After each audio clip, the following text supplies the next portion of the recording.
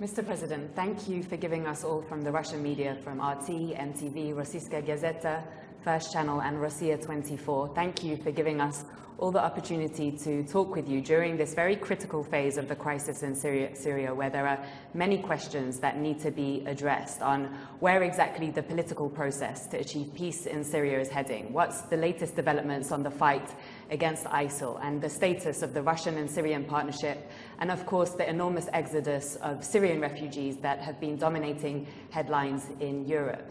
Now, the crisis in Syria is entering its 5th year, and you have defied all predictions by Western leaders that you would be ousted imminently, and you continue to serve today as the president of the Syrian Arab Republic. Now, there's been a lot of speculation recently caused by reports that officials from your government met with officials from the government of your adversary, Saudi Arabia, that caused speculation that the political process in Syria has entered a new phase. But then statements from Saudi Arabia that continue to insist on your departure suggest that, in fact, very little has changed despite the grave threat that groups like ISIL pose far beyond Syria's borders. So what is your position on the political process? How do you feel about power sharing and working with those groups in the opposition that continue to say publicly that there can be no political solution in Syria unless it includes your immediate departure? Have they sent you any signals that they are willing to team up with you and your government?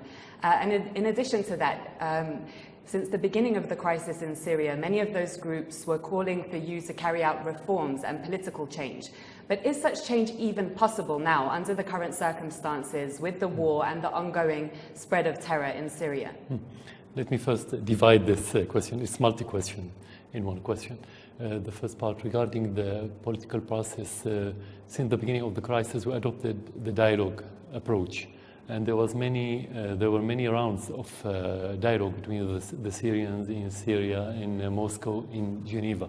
But actually, the only step that has been made or achieved was in Moscow 2, not in Geneva, not in Moscow 1.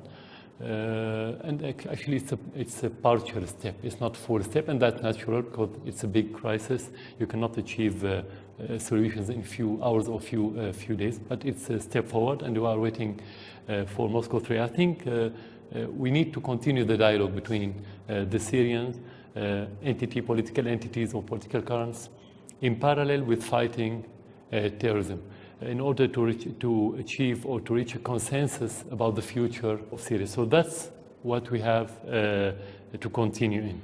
If I jump to the last part, because it's related to this one, is it possible to achieve anything taking into consideration the prevailing of terrorism in Syria and in Iraq and in the region in general? We have to continue dialogue in order to reach the consensus, as I said, but if you want to implement anything real, it's impossible to do anything while you have people being killed, bloodletting hasn't been stopped, people feel insecure. Let's say we sit together as Syrian political parties or power and achieve a consensus regarding something in politics, in economy, in education, in health, in everything. How can we implement it if the priority of every single Syrian citizen is to be secure? So we can achieve consensus, but we cannot implement unless we defeat the terrorism in Syria. We have to defeat terrorism, not only ISIS. I'm talking about terrorism because you have many organizations, mainly ISIS and al-Nusra, that were announced as terrorist groups by the Security Council. So this is regarding the political process. Sharing the power, of course, we already shared it with some part of the opposition that they accepted to share it with us. A few years ago, they joined the government, although sharing the power is related to the constitution and to the elections, mainly parliamentarian elections, and of course, representation of the Syrian people by those power.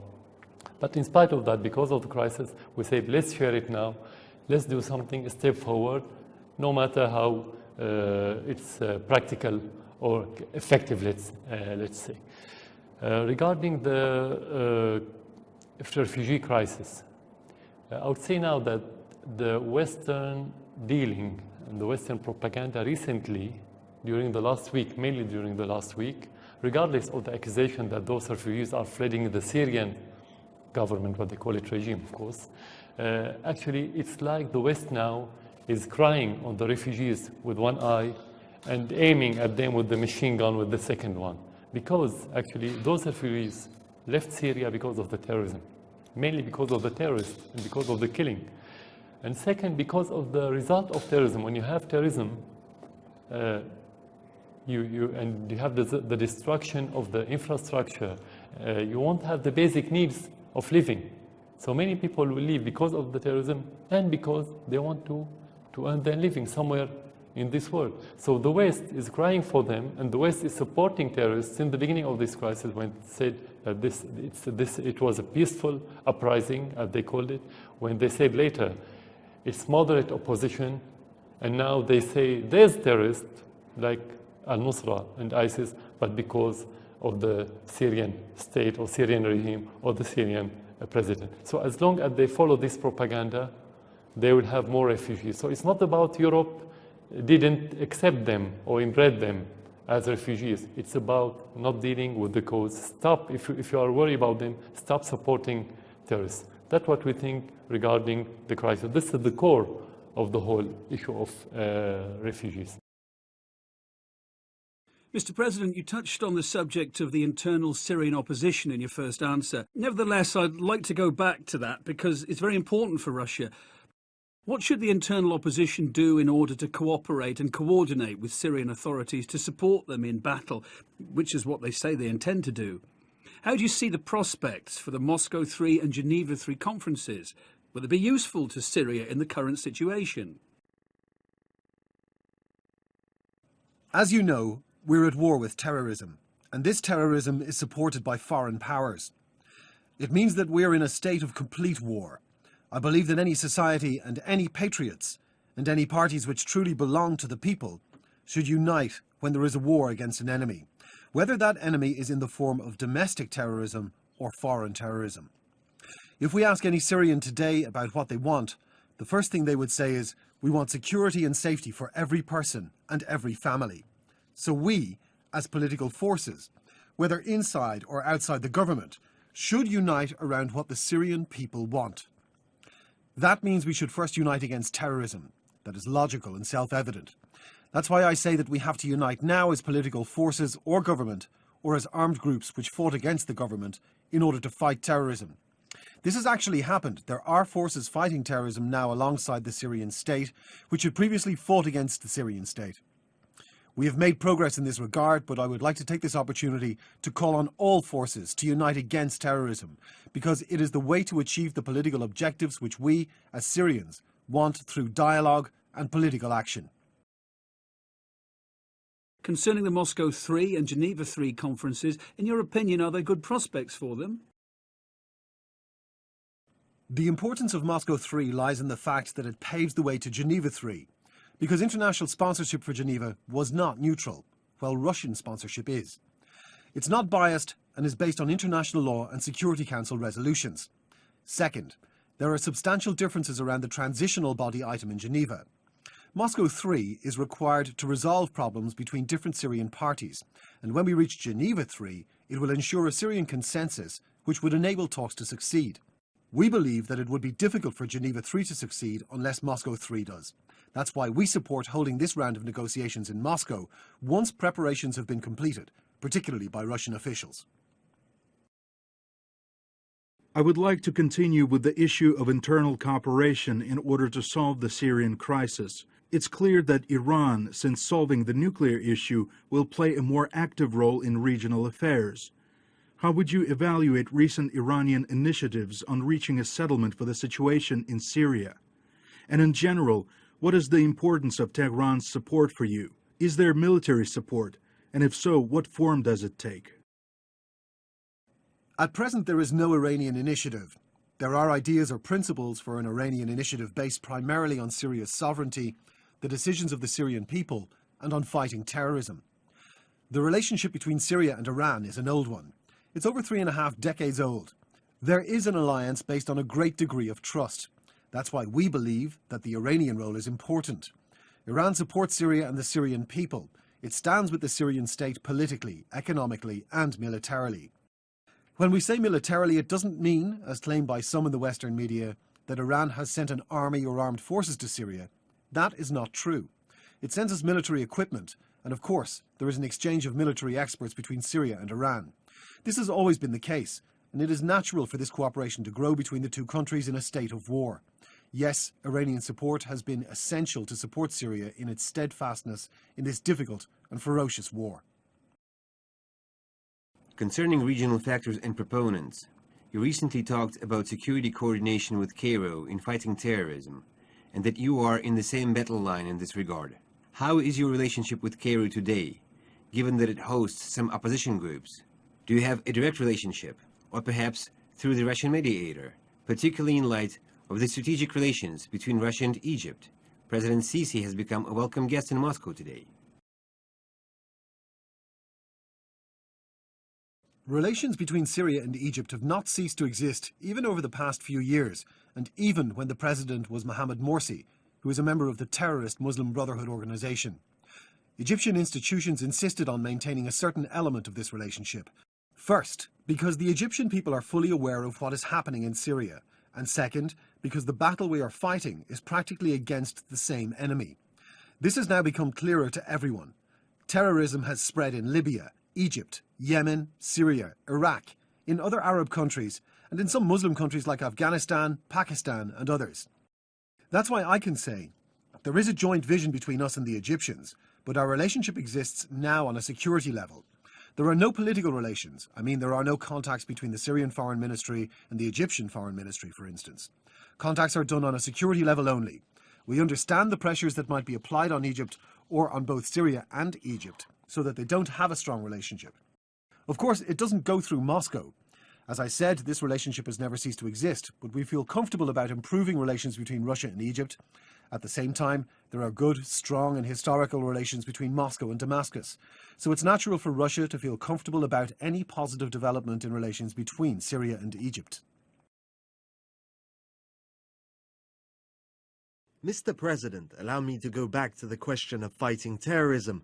How do you look at the idea of creating a region free of ISIS terrorists in the north of the country on the border with Turkey?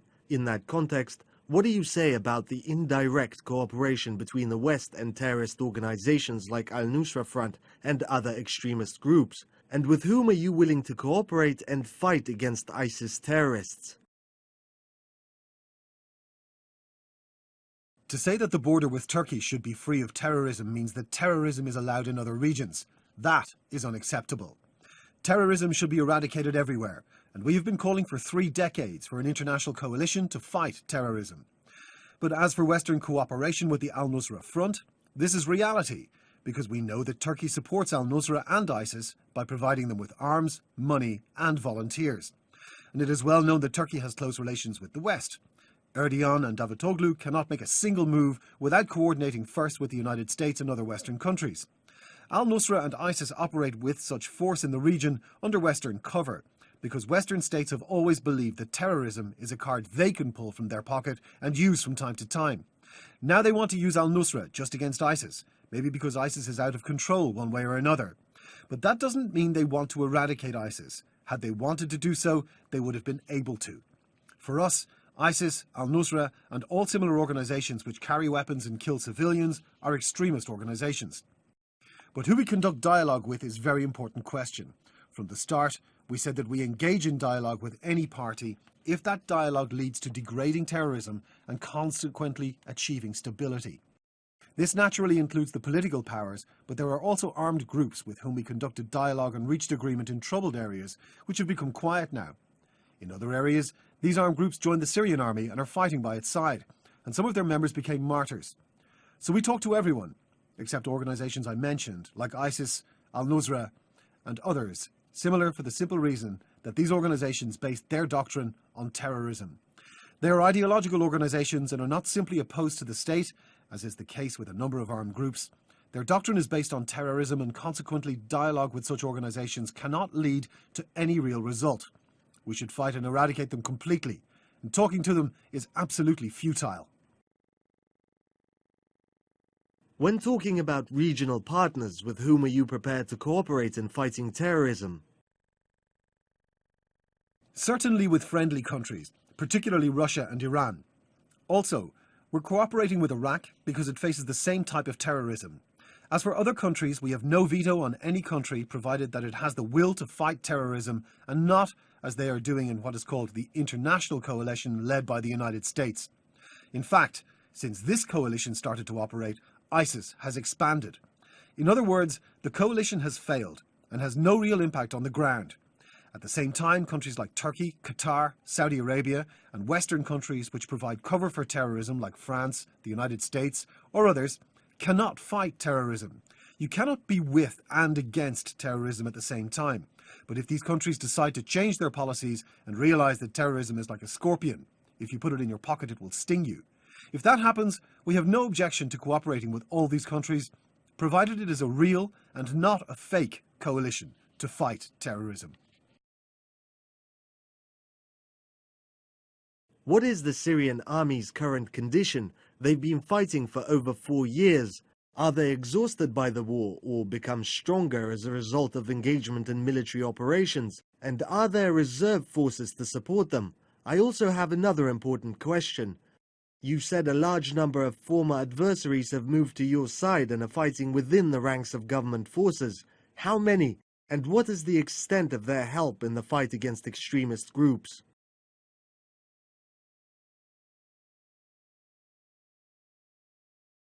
Of course, war is bad, and any war is destructive.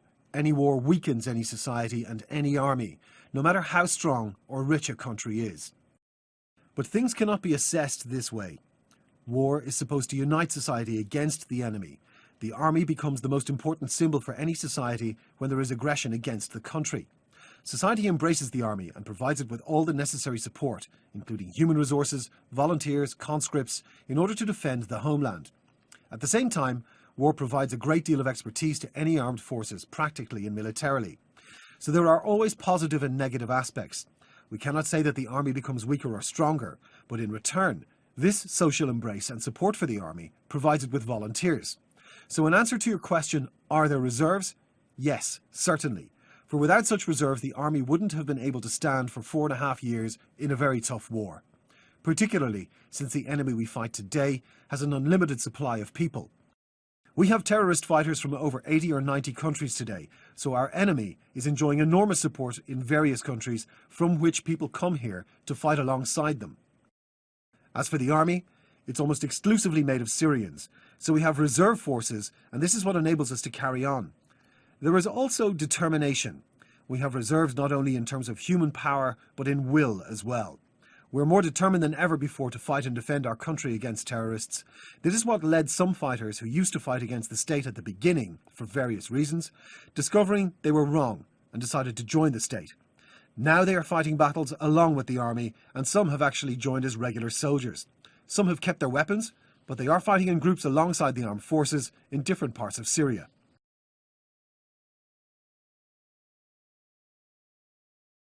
Mr. President, Russia has been fighting terrorism for over 20 years, and we have seen its different manifestations.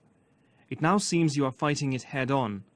In general, the world is witnessing a new form of terrorism. In the regions occupied by ISIS, they are setting up courts and administrations, and there are reports that it intends to mint its own currency. They are constructing what looks like a state. This in itself might attract new supporters from different countries. Can you explain to us, whom are you fighting? Is it a large group of terrorists, or is it a new state which intends to radically redraw regional and global borders? What is ISIS today?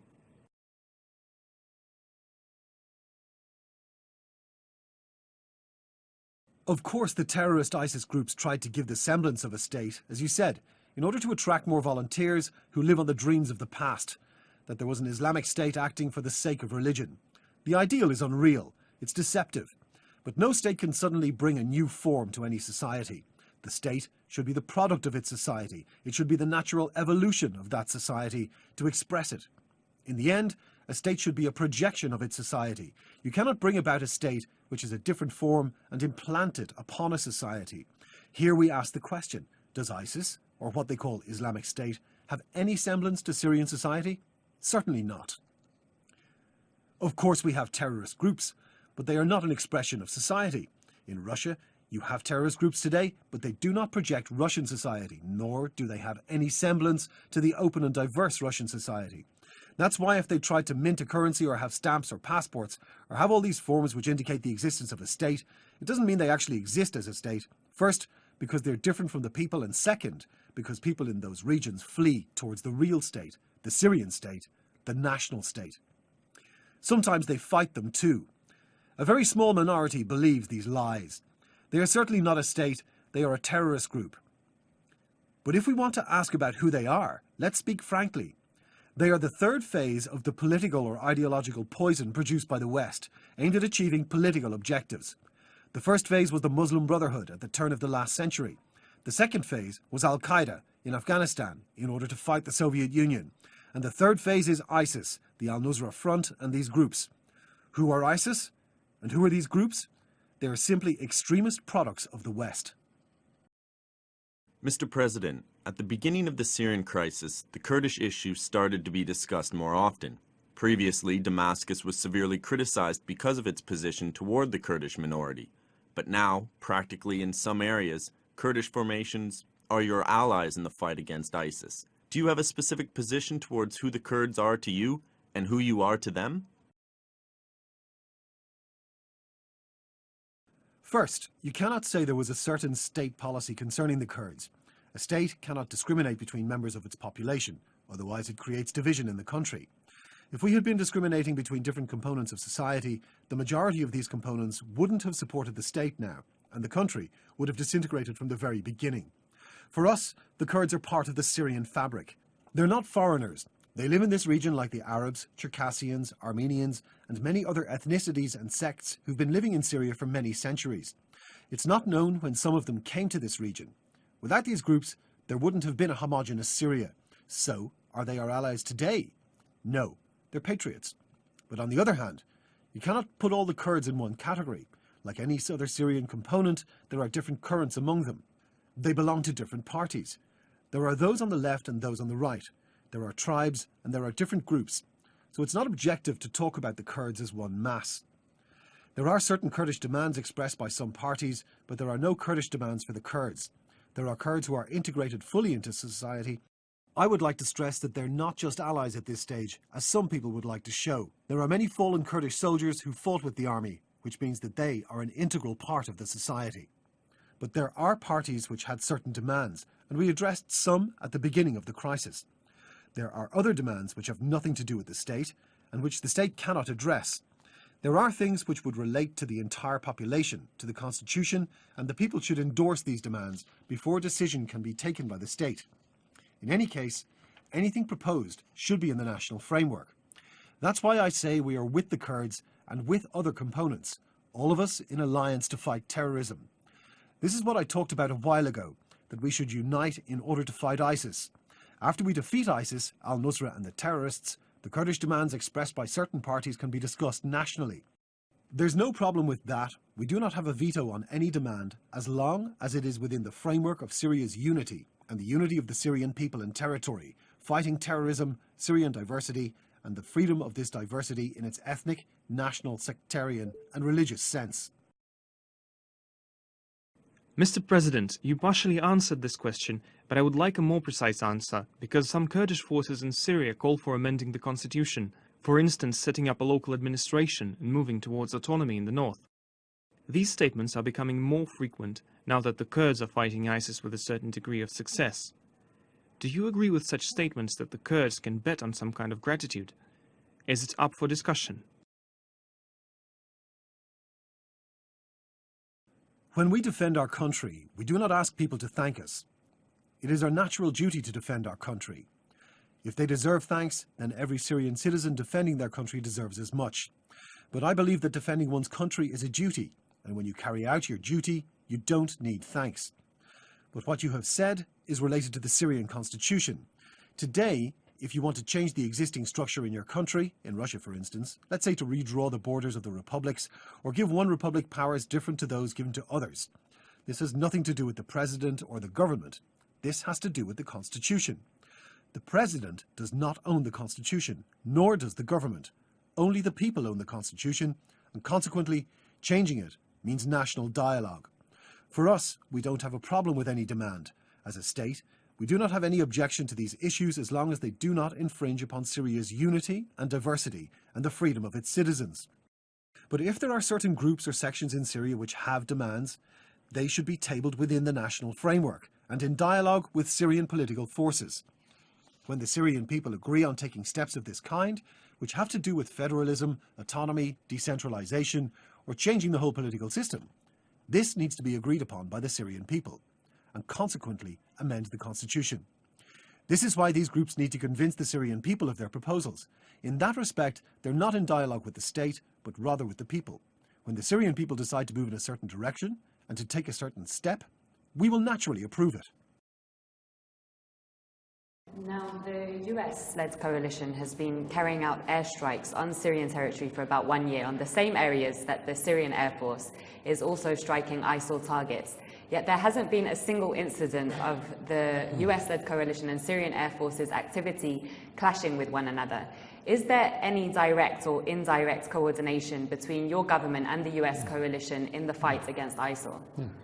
You'll be surprised if I say no. I can tell you that my answer will be not realistic to say no while we are fighting the same, let's say, enemy of this. We are attacking the same target in the same area without any coordination and at the same time without any conflict. And actually this is strange, but this is reality. There's not a single coordination or contact between the Syrian government and the United States government, or between the Syrian army and the American or the US army. And this is because they cannot accept the reality that we are the only power that's fighting ISIS on the ground. For them, maybe if they cooperate with the Syrian army, this is like a recognition of our effectiveness in fighting ISIS. This is part of the willful blindness of the American administration, unfortunately. So not even indirectly through, for example, the Kurds? Because we know that the US are working with the Kurds, and the Kurds have some contacts with the Syrian government. So not even any indirect coordination? Not even any third party, including the Iraqis, because before they started the attack, they let us know through the Iraqis. Since then, not a single message or contact through any other party. Okay, so just a little bit further than that, you lived in the West and you at one time moved in some of those circles with some Western leaders that since the beginning of the crisis have been backing armed groups who are fighting to see you overthrown. How would you feel about one day working again with those very same Western leaders and perhaps shaking hands with them? Would you ever be able to trust them again? First, it's not a personal relation, it's a relation between states. And when you talk about relation between states, you don't talk about trust, you talk about mechanism. So trust is a very personal thing. You cannot depend on in political relation between, let's say, people. I mean, you're responsible for example, in Syria for 23 millions, and let's say in other country for tens of millions. You cannot put the fate of those tens of millions or maybe hundreds of millions on the trust of single person. Or two persons in two countries. So there must be a mechanism. When you have mechanism, you can talk about trust in different way, not personal way. This is first. Second, the main mission of any politician or any government, any president, prime minister, doesn't matter, is to work for the interest of his people and the interest of his country. If any meeting or any handshaking with anyone in the world will bring benefit to the Syrian people, I have to do it, whether I like it or not. So it's not about me, I accept it or I like it or whatever. It's about what the added value of this step that you're going to take. So yes, we are ready whenever there's interest of the Syrians. I will do it, whatever it is. Regarding alliances in the fight against terrorism and ISIS, President Putin called for a regional alliance to fight the so-called Islamic State, and the recent visits of Arab officials to Moscow fall into that context. But Syrian Foreign Minister Walid al-Mualem said that would need a miracle. We are talking here about security coordination, as described by Damascus, with the governments of Jordan, Turkey, and Saudi Arabia. How do you envisage that alliance? Will it achieve any results, in your opinion? You said that any relationship is based on interests, so you are willing to coordinate with these countries. And what is the truth behind the meetings held between Syrian and maybe Saudi officials, as reported by the media? As for fighting terrorism, this is a big and comprehensive issue which includes cultural and economic aspects. It obviously has security and military aspects as well. In terms of prevention, all other aspects are more important than security and military. But today, in the reality we now live in terms of fighting terrorism, we're not facing terrorist groups. We are facing terrorist armies equipped with light, medium and heavy weaponry. They have billions of dollars to recruit volunteers. Military and security aspects should be given priority at this stage. So, we think this alliance should act in different areas, but to fight on the ground first. Naturally, this alliance should consist of states which believe in fighting terrorism and believe that their natural position should be against terrorism. In the current state of affairs, the person supporting terrorism cannot be the same person fighting it. This is what these states are doing now. Saudi Arabia, Turkey and Jordan, who pretend to be part of a coalition against terrorism in northern Syria, actually support it in the south, the north and the northwest, virtually in the same regions in which they are supposed to be fighting terrorism. Once again, I say that within the framework of public interest, if these states decide to go back to the right position, to return to their senses and fight terrorism, naturally, we will accept and cooperate with them and with others. We do not have a veto, and we do not stick to the past. Politics changes all the time. It might change from bad to good, and the ally might become an adversary, and the adversary an ally. This is normal. When they fight against terrorism, we will cooperate with them.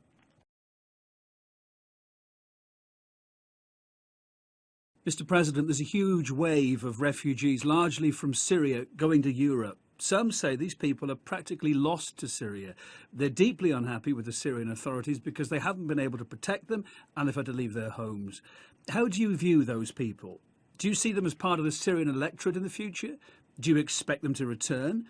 And the second part of the question has to do with the European sense of guilt about the displacement happening now. Do you think that Europe should feel guilty? Any person who leaves Syria constitutes a loss to the homeland, to be sure, regardless of the position or capabilities of that person. This, of course, does not include terrorists. It includes all citizens in general, with the exception of terrorists. So yes, there is a great loss as a result of emigration. You raised a question on elections. Last year we had a presidential election in Syria, and there were many refugees in different countries, particularly in Lebanon. According to Western propaganda, they had fled the state, the oppression of the state and the killing of the state, and they are supposed to be enemies of the state. But the surprise for Westerners was that most of them voted for the president who was supposed to be killing them. That was a great blow to Western propaganda. Of course, voting has certain conditions. There should be an embassy, and to have the custodianship of the Syrian state in the voting process. That depends on relations between the states. Many countries have severed relations with Syria and closed Syrian embassies, and consequently, Syrian citizens cannot vote in those countries. They have to go to other countries where ballot boxes are installed, and that did happen last year. As for Europe, of course it's guilty. Today, Europe is trying to say that Europe feels guilty because it hasn't given money or hasn't allowed these people to immigrate legally. And that's why they came across the sea and drowned. We are sad for every innocent victim. But is the victim who drowns in the sea dearer to us than the victim killed in Syria? Are they dearer than innocent people whose heads are cut off by terrorists?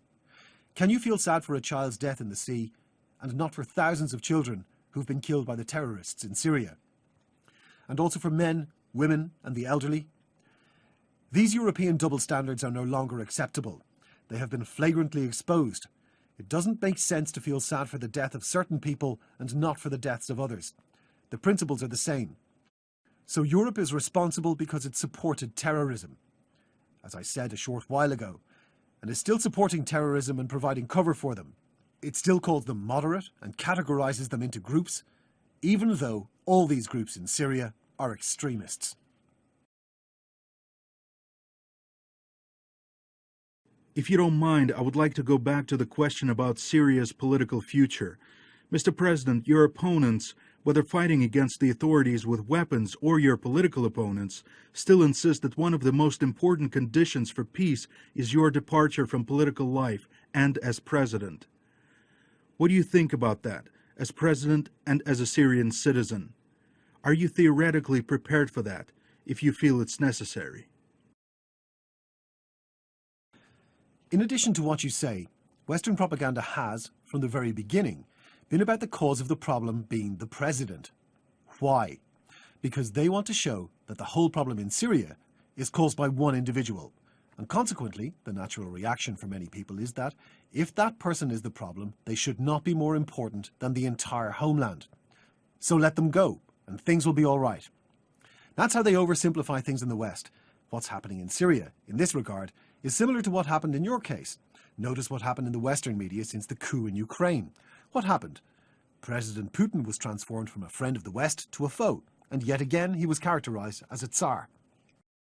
He's portrayed as a dictator suppressing opposition in Russia, and that he came to power through undemocratic means, despite the fact that he was elected in democratic elections. And the West itself acknowledged that the elections were democratic. Now it is no longer democratic. This is Western propaganda. They say that if the president goes, things will get better. What does that mean, practically? For the West, it means that as long as you are there, we will continue to support terrorism, because the Western principle followed now in Syria and Russia and other countries is changing presidents, changing states, or what they call regime change. Why? Because they do not accept partners and do not accept independent states. What is their problem with Russia? What's their problem with Syria? What's their problem with Iran? They're all independent countries. They want a certain individual to go and be replaced by someone who acts in their interests and not in the interest of his country. For us, the president comes through the people and through elections, and if he goes through the people. He doesn't go as a result of an American decision, a Security Council decision, the Geneva Conference or Geneva Communique. If the people want him to stay, he should stay, and if the people reject him, he should leave immediately. This is the principle according to which I look at the issue. Military operations have been ongoing for more than 4 years. It's likely that you analyze things and review matters often. In your opinion, was there a crucial juncture when you realized war was unavoidable, and who initiated that war machinery? The influence of Washington or your Middle East neighbors? Or were there mistakes on your part? Are there things you regret? And if you had the opportunity to go back, would you change them? In every state there are mistakes, and mistakes could be made every day, but they do not constitute a crucial juncture because they're ever present. So how do these mistakes bring about the situation we are living in Syria today? It doesn't make sense. You might be surprised if I tell you that the crucial juncture causing what happened in Syria is something many people wouldn't even think of. It was the Iraq War in 2003, when the United States invaded Iraq. We strongly opposed it because we knew things were moving towards social division and unrest. And we're Iraq's neighbour. At that time, we saw that the war would turn Iraq into a sectarian country, into a society divided against itself. To the west of Syria, there is another sectarian country, Lebanon. We are in the middle. We knew well that we would be affected. Consequently, the beginning of the Syrian crisis, or what happened in the beginning, was the natural result of that war and the sectarian situation in Iraq, part of which moved to Syria, and it was easy for them to incite some Syrian groups on sectarian grounds. The second point, which might be less crucial, is that the West adopted terrorism officially in Afghanistan in the early 1980s, and at that time called terrorists freedom fighters. And then in 2006, when Islamic State appeared in Iraq under American sponsorship, they didn't fight it. All these things together created the conditions for the unrest. With Western support and Gulf money, particularly from Qatar and Saudi Arabia, and with Turkish logistic support, particularly since President Erdogan belongs intellectually to the Muslim Brotherhood. Consequently, he believes that if the situation changed in Syria, Egypt and Iraq, it means the creation of a new sultanate. Not an Ottoman sultanate this time, but a sultanate for the Brotherhood, extending from the Atlantic to the Mediterranean and ruled by Erdogan. All these factors together brought matters to where we are today. Once again, I say that there were mistakes, and mistakes always create gaps and weak points. but they're not sufficient to cause this alone. And they do not justify what happened. And if these gaps and weak points are the cause, why didn't they lead to revolutions in the Gulf states, particularly in Saudi Arabia, which doesn't know anything about democracy? The answer is self-evident, I believe. Mr. President, thank you for giving us the time and for your detailed answers to our questions. We know that in September you have your Golden Jubilee, your 50th birthday. Probably the best wishes in the current circumstances would be the return of peace and safety to your country as soon as possible. Thank you. أنا أشكركم.